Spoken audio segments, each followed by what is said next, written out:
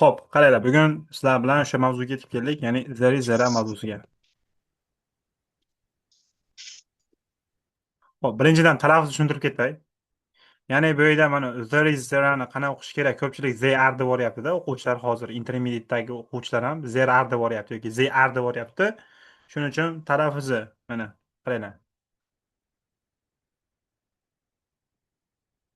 Mana shuni qanaqa o'qiymiz mana? Mana bitta to'xtalish bor, yana there is. O'qiy olamiz mana. There is. Madina ko'ryapti bizga ham? Ha, ko'ryapti domla. Mana shuni o'qinglar yana. They is emas yoki hop there is emas. Shunchaki mana there is. There'niki esa mana bu holatda tutuq belgisi bilan qoldiryapman. To'xtalish belgisi hisoblanadi, to'g'rimi? Bunisi esa mana. Endi there deb aytsangiz ham bo'ladi. Mana there. There is and there. Yoki mana yerda to'xtalib aytsangiz ham bo'ladi, mana farqi yo'q. Mana yerda to'xtatsangiz ham bo'laveradi mana. Mana there desangiz ham bo'ladi, yoki there are desangiz ham bo'ladi. Lekin they are emas. Xo'p, bo'ldi. Talaffuzi tushunarli bo'lgan bo'lsa kerak. Xo'p, endi there is there o'zi nima deydigan bo'lsak, bu yerda bor degan tarjimani beradi. Ya'ni bu qanaqa holatda bor? Sizlar bilan biz have got o'tdik. O'sha ya'ni have strukturasini ishlatdik. Ya'ni u ham menda bor degani yoki uni ko'pincha biz shaxsga nisbatan ishlatardik. Biz endi there is there'ni ko'pincha pozitsiyaga nisbatan yoki egaliksiz holatlarda ishlatamiz. Tushunarli-a? Ya'ni o'zi bu yerda bor, u yerda bor deb o'tiladi. U yerda bor deb tarjima qilinadi. Ya'ni umumiy gapni tarjimasiga keladigan bo'lsak, bu yerda u yerda turibdi, bu yerda turibdi demaymiz. Chunki bizda joylashuvni o'zini gapirib ketadi. Xo'p, bitta narsa keyin there is ni biz, ya'ni there is kelyaptimi? Bundan keyingi kelayotgan gapimiz nima bo'lishi kerak? Singularda turishi kerak. Singular nima degani edi? Birlik. Birlikdagi object, ya'ni ot kelishi kerak. Ya'ni birlikdagi ot kelishi kerak.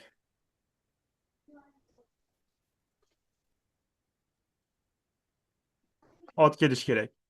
Xo'p, agar endi there bilan gapiradigan bo'lsak,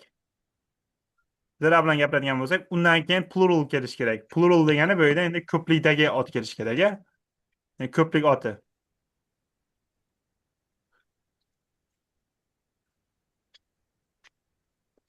Ya'ni shu holatda bo'lar ekan. Keyin bizda u yerda bor yoki bu yerda bor deb tarjima qilinmaydi, ta'kidladim, gap tarkibida. Chunki undan keyin bizda joylashuv gapirib ketadi. Ko'pincha misol aytaylik, joylashuv haqida gapirish mumkin va hokazoda. Ya'ni imенно joylashuv emas, boshqa narsalar ham bo'lishi mumkin. Xo'p, misol aytaylik, nima deya olamiz?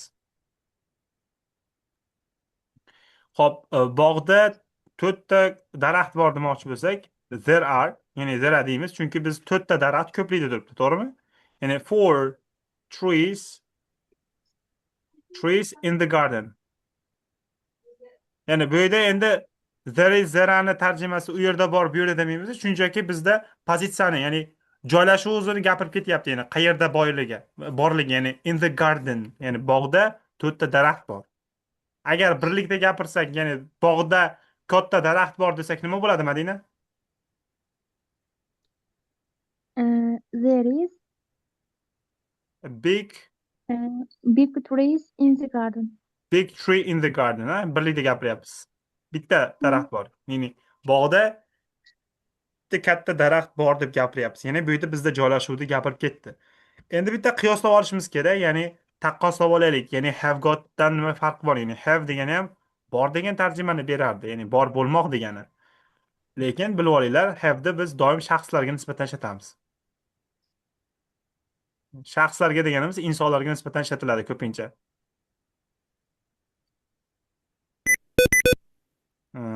Nisbatan. Endi yana bitta taqqoslab oladigan bo'lsak, stolni ustida there is a pen on the table deyapmiz. On degani endi ustida deganida prepositioningga qaraydigan bo'lsak, on the table. Ya'ni stolni ustida ruchka bor deb gapiryapmiz. Endi shu narsani have got bilan bera olmaymiz. Chunki stolni ustuni ruchkasi bor deya olmaymiz-da. Ko'pincha bu ya'ni pozitsiyaga nisbatan, ya'ni horizontalmi yoki vertikalmi nima deymiz uni hozir?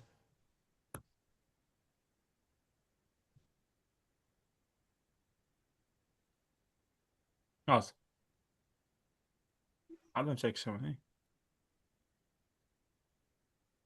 Gorizontal yotiqlikda joylashgan narsalar uchun biz nima deymiz? Ya'ni ishlataveramizda bu narsani. There is a pen on the table.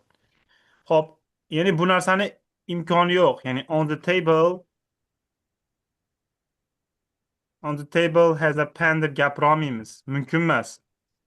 Ya'ni bu narsa taqiqlangan. Bu narsa ya'ni stolni ustuni yoki ruchkasi bor deyish to'g'ri kelmaydi bu narsaga. O'shaning uchun bizda there is zara strukturasi kelgan. Xo'p, misollarga qaytaylik. Unaqa qiyin mavzu emas.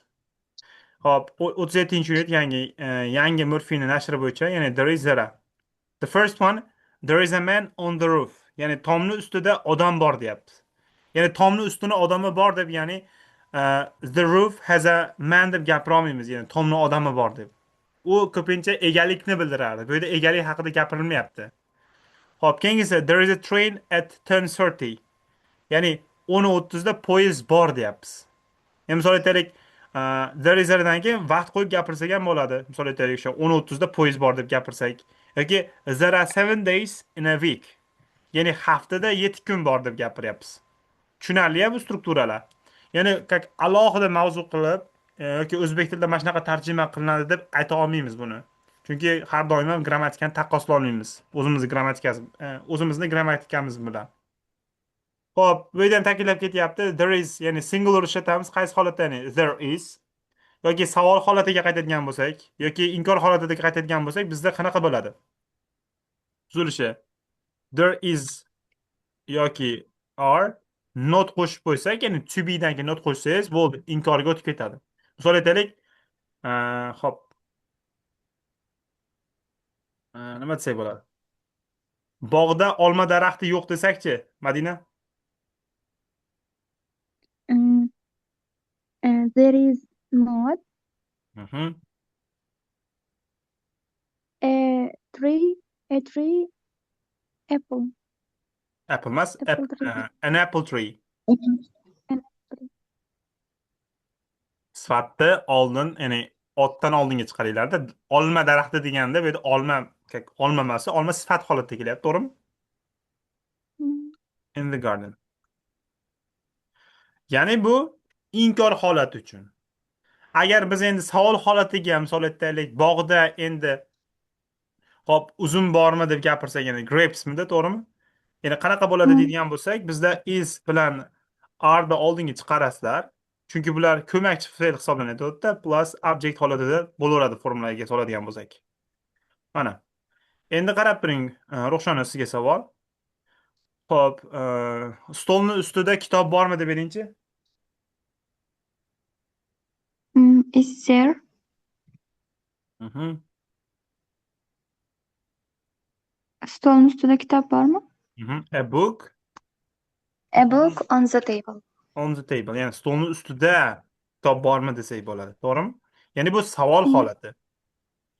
Xo'p, agar buni qisqa javob shakliga qaraydigan bo'lsak, yes, ya'ni gapni boshiga nima chiqyapti? To be chiqyapti. O'shaning uchun to be dan foydalanamiz. Yes, there is. It is demaymiz, there is. Yoki inkor qilmoqchi bo'lsangiz, no, there isn't desangiz bo'ldi, yo'q. Ya'ni uzr, stolni ustida kitob bor yoki yo'q deb javob bera olasiz degan. Bu ya'ni qisqa javob shakli hisoblanadi. Hop, keyin yana qisqartma holatlari bor. Misol aytaylik, siz buni, ya'ni buni bunday holatda qisqartirib gapirsangiz ham bo'ladi. Ya'ni bu there isn't, ya'ni there is not deb gapirsangiz ham bo'ladi yoki bunday qilib gapirsangiz ham bo'ladi buni. Ya'ni buni holatda qisqartirib gapirsangiz ham bo'ladi. There is not deb gapirsangiz ham yoki there isn't desangiz ham to'g'ri kelaveradi. Xo'p, keyingisi. Bu yerda misollar, ya'ni there is a big tree in the garden, ya'ni bog'da katta daraxt bor demoqchi bo'lsak, there is nothing on TV. Televizorda hech narsa yo'q deb gapiryapmiz. Xo'p, keyingisini o'qing-da, Marjona, Madina, ya'ni A bilan B ni. do you have any money? Hop. Sizda ozgina pul bormi? Mhm. Yes, Yes, there is some in my bag. Mhm. Ha, ha, sumkamda bor ozgina. To'g'ri. Do you have any money degani o'zi biroz pulingiz bormi yoki o'zi pulingiz bormi degani. Yes, there is some in my bag. Ha, sumkamni ichida biroz bor deyapti. Ya'ni sumkamni ichini как puli bor deyolmaymizda, ya'ni buni shunaqa struktura kelyaptiki, shunaqa holatda javob berishga majburmiz degani. Keyingisi Ruxshona. Uh, Excuse me, is there a hotel near here? Hop. Yes, there is. No, there isn't. Kechirasiz. Mm, Yaqin o'rtada shunaqami? Unaqa Mhm. mehmonxona bormi? Ha, bor. Yo'q. Yoki yo'q. Hop, yaxshi. Keyingisi o'qing Madina. Uh, we can go skiing. Mhm. There isn't any snow. Mhm. Mm, bizda chang'i Biz chang'i Biz chang'i olmaymiz. uchishga bora olmaymiz, ya'ni cannot, right? Ya'ni bora olmaymiz. mm, There isn't any snow. Hech qanaqangi qor yo'q deyapti. qor yo'q. Xo'p, keyingisi plural holatda kelgani, bu yerda endi gapirayotgan obyektimiz, ya'ni predmetimiz ko'plikda turgan bo'lsa, biz are dan foydalanamiz. Savol shakli, ya'ni bu yerda to be dan to be bo'lgani uchun to be gapni boshiga chiqadi, ya'ni are there deb. Inkor holatida sizlar there aren't deb gapirasizlar. Ya'ni birinchi misol, ya'ni there are some big trees in the garden yoki there are a lot of accidents on this road. Ya'ni bu yo'lda juda ham ko'p baxtsiz hodisalar bo'ladi degan ma'noni bildiryapti. Xo'p, keyingisi are there any restaurants near here? Ya'ni yaqin atrofda yoki bu yerga yaqin holatda restoranlar bormi? Ya'ni birorta restoranlar bormi degan. Yes, there are yoki no, they aren't holatida javob berasizlar qisqa shakli. Xo'p, keyingisi Madina o'qing. This restaurantda. Mm, this restaurant is very quiet. Uh, there aren't many people here. Here. Here. Hop.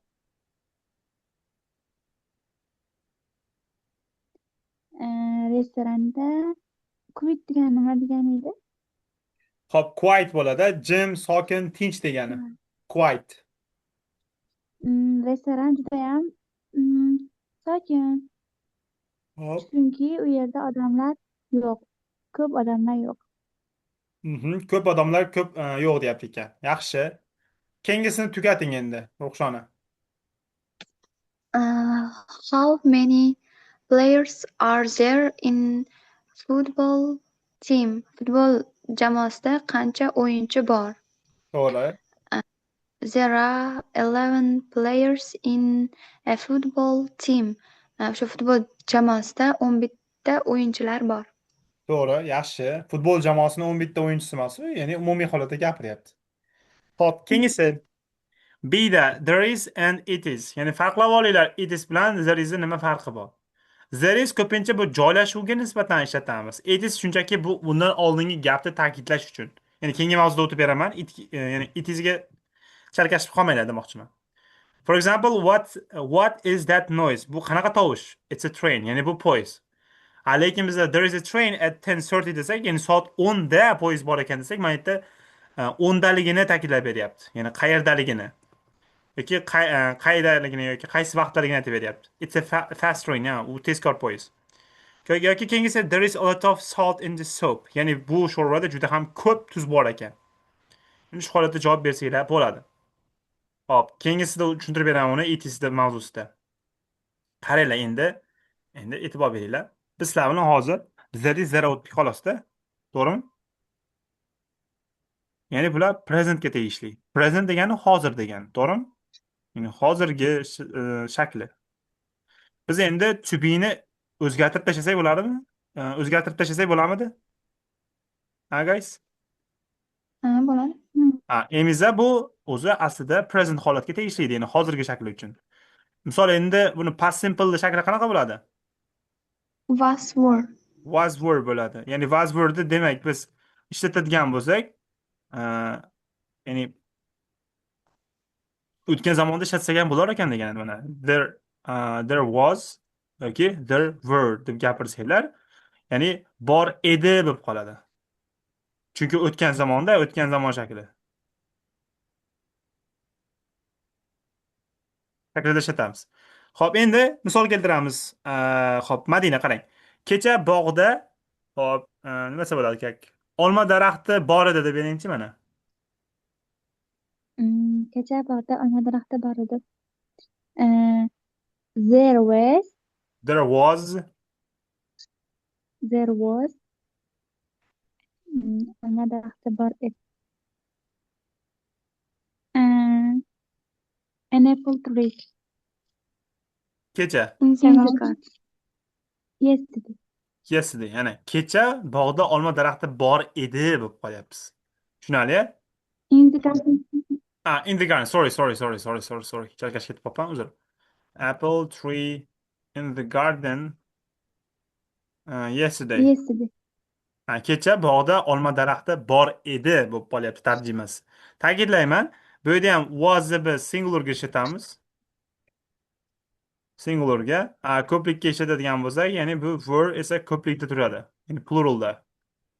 Ya'ni biz aytadigan obyektimiz, ya'ni predmetimiz ko'plikda turishi kerak worddan foydalanish uchun. Xo'p, keyingisi xo'p, Ruxshona. Kecha stolning ustida kitoblarim bor edi. There were Xo'p, books on the table yesterday. on the table yesterday.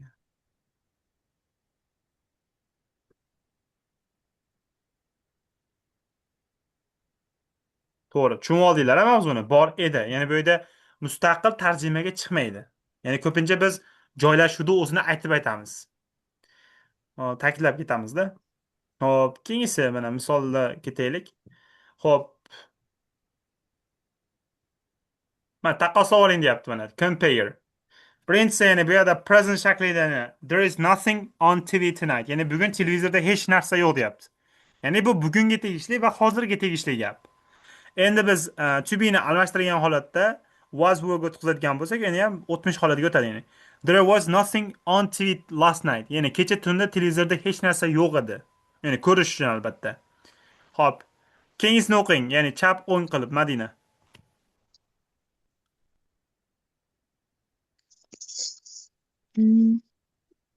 We are staying at a very big hotel.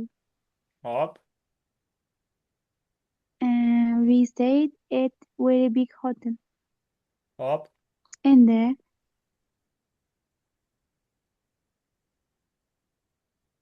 ular biz juda katta mehmonxonaga bordik. Biz katta mehmonxonaga qolyapmiz. Ikkinchisi esa biz katta mehmonxonada qoldik deyapti ekan. Pastni ham o'qingda. There are 550 rooms. Hop. $550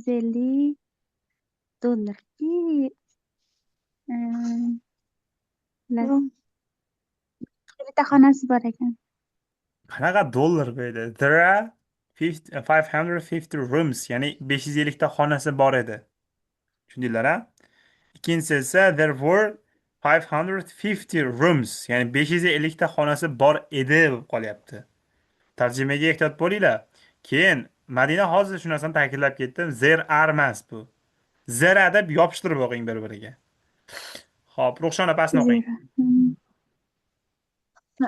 Is everything okay? Are there any problems? Hop. Hammasi yaxshimi? O'sha muammolaringiz bormi? Aha. To'g'ri. Are there any Was problems? was everything okay yesterday? Were there any problems? Kecha hammasi o'sha yaxshimidi? O'sha muammolaringiz bormidi? Xuddi shunday. Yana shu holatda davom etasizlar degani. Pastni o'qingchi endi, Madina. I am hungry, but there isn't anything to eat. Hop. Men, men ochman chunki Lekin. eh, Men lekin ochman, biroq yeyishga hech narsa yo'q deyapti. There isn't anything to eat. Bu yog'ini ham o'qing, Madina. mm, I was hungry when I got home, but there wasn't anything to eat. Hop. Mm, Men ochman. Uyga O'sha yetib paytda kelganimda och edim deyapmiz, a? When I got home, right? mm, Hop, uyga yetganimda och edim, ammo hop. yeyishga hech narsam yo'q edi. Yeyishga hech narsa yo'q edi. Tushunarli-a? Mm, Hop. Keyingi zamon, bu yerda zamonlarni har xil holatda beryapti. Bizda keyingisi present perfectga kelyapti. Present perfect formulasi o'zi qanaqa edi degan bo'lsak, yoki ko'makchi fe'llar qanaqa edi deydigan bo'lsak, bizda have, has, have and has bo'ladi. Qaranglar-da mana bolalar, qaranglar. Biz zeradan keyin to be ishlatadikmi? Ha? Ya'ni mm. there is da to be ishlatuvdik. Man o'tgan zamonda gapirsak ham baribir to be bo'lib kelayotgandi. Endi bunda qanaqa bo'lishi mumkin? Taxmin qilib ko'ringlarchi. Uchinchi shakli bo'ladimi? Qaysini uchinchi Bin shakli bo'ladi? bo'ladimi? Uchinchi shakli Ana qaysi? to be'ni Bin. uchinchi shakli. Qaysi axir? Been. Been. Ha, xuddi shunaqa. Ya'ni bu yerda ishlatishimiz kerak bo'ladi, ya'ni have yoki has. Have yoki has been. Object qo'yib ketaverasizlar. Ta'kidlayman, have bo'ladigan bo'lsa bizda pluralda kelyapti. Ko'plik shaxs, ko'plikdagi ot haqida gapiradigan bo'lsak, bizda has bo'ladigan bo'lsak, singular haqida gap ketsa, ya'ni birlikdagi predmet haqida gapirsak. Shu holatda. Endi ta'rifiga e'tibor beringlar. O'zi present perfect nimaga kerak edi deydigan bo'lsak, o'tmishda sodir bo'lgan ish harakatini hozirda natijasi namoyon bo'lishiga aytar edik. Misol, u ish harakati 1 soat oldin bo'ldimi yoki million yil oldin sodir bo'lgan bo'lsa ham, o'sha bo'lgan ish harakatini natijasi hozir ko'z oldimizda ko'rinib turadi yoki namoyon bo'ladi degani. Xo'p, yaxshi. Misolga qaytaylik, yaxshiroq tushunib olasizlar uni. Hozir. Qaranglar. Qisqartma holatda gapiryapti ana. There has been an accident. Accident degani baxtsiz hodisa. Ya'ni ana yerda baxtsiz hodisa ro'y beribdi yoki baxtsiz hodisa bo'libdi deyapti. Ya'ni bu ish harakati misol 1 soat oldin bo'lganmi bu anaqa baxtsiz hodisa yoki kecha bo'lganmi, lekin natijasi nima deydigan bo'lsak, o'sha mashinalar bir-biriga urilib pachaq bo'lgani, o'sha tez yordam kelgani, insonlar jabr olgani haqida gap ketyapti. O'shaning uchun bu yerda natijasi ko'z oldimizda ko'rinib turibdi. Xoh bu 1 soat oldin mashina urilib ketgan bo'lsin yoki 1 asr oldin burilgan bo'lsa ham hozir ko'rinib turibdi o'sha bemorlar borligi, mashinalar bir-biriga urilib pachaq bo'lgani. Xo'p, bu yerda o'qiymiz. Ya'ni look, there has been an accident. Qarang, bu yerda baxtsiz hodisa bo'libdi. This road is very dangerous. Ya'ni bu yo'l juda ham xatarli. There have been many accidents. Endi bu yerda natija gapirmasa ham ta'sirot kechirmaga ham nisbatan ishlatardik present perfect esinglarda bo'lsa. Ya'ni bu yerda bu yo'lda juda ham ko'p baxtsiz hodisalar bo'lgan deb gapiryapmiz. Xo'p, keyingisi как o'tgan shakli there wasn't an accident last night. Ya'ni kecha tunda hop baxtsiz hodisa bo'ldi, chunki bu yerda kalit so'zidan sotib qo'yapti, ya'ni last night. O'shaning uchun bu yerda past simple ishlatishga majbur bo'lib qoladi. Keyingi future simple. Future simple endi bizda kelasi oddiy zamonada. Buni strukturasi there. Yo'q, uzr. Will be.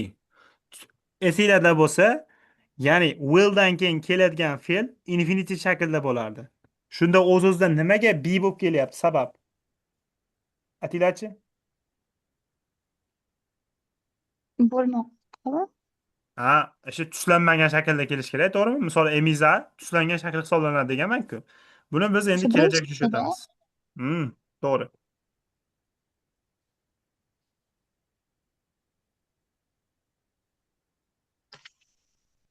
Madina shaydamisiz?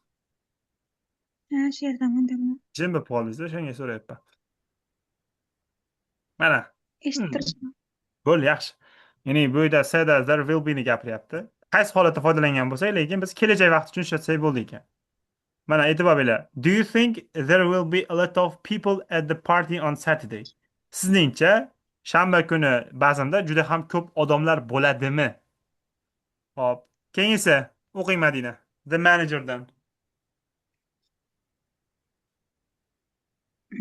The manager of the company is leaving, so there there will be a new manager soon.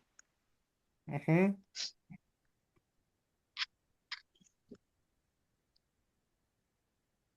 Kompaniya menejeri ketyapti. Shuning uchun yaqin orada yangi menejer bo'ladi deyapmiz.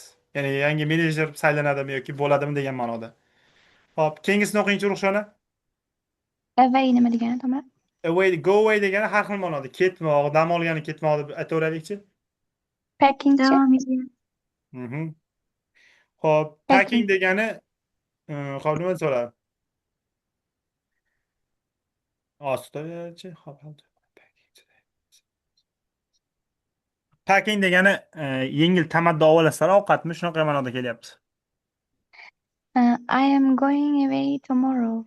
I will do my packing today because there will not be time tomorrow. Mhm. Ertaga naqaga ketaman deyapti. Ketmoqchiman. Dam Ketaman. olish- dam olishga ketyapman уже. Ertaga dam olishga ketyapman. Er- To'xtab turinglar. Uzr. Packing degani yig'ishtirmoq degani. Misol aytaylik, birorta joyga ketsangiz, narsalaringizni yig'ishtirasiz, to'g'rimi? Do packing. Uzr, как piknikdagi packingga nisbatan ishlatyapman. Narsalarni yig'ishtirmoq.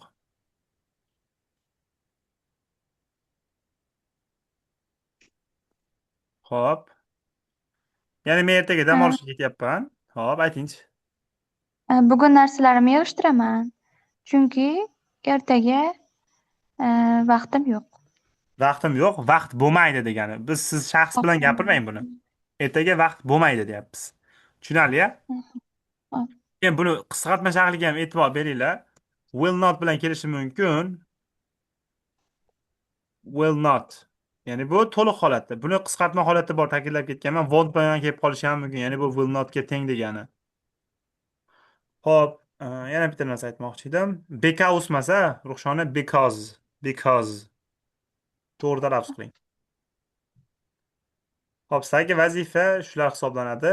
Ya'ni xo'p, there is strukturasini, ya'ni to'liq xil holatda ishlatsangiz bo'ladi. Mana. Xohlasangiz modal fe'llar bilan bering. Modal fe'llardan keyin ham fe'l tuslanishi kerak, lekin bu yerda to be bo'lishi kerak har doim. Ya'ni there may be deb gapirsangiz ham bo'laveradi aslida. Savollar yo'qmi bu bo'yicha? Yo'q, tushundik. Hop, bitta linkni almashtirib olamiz unda.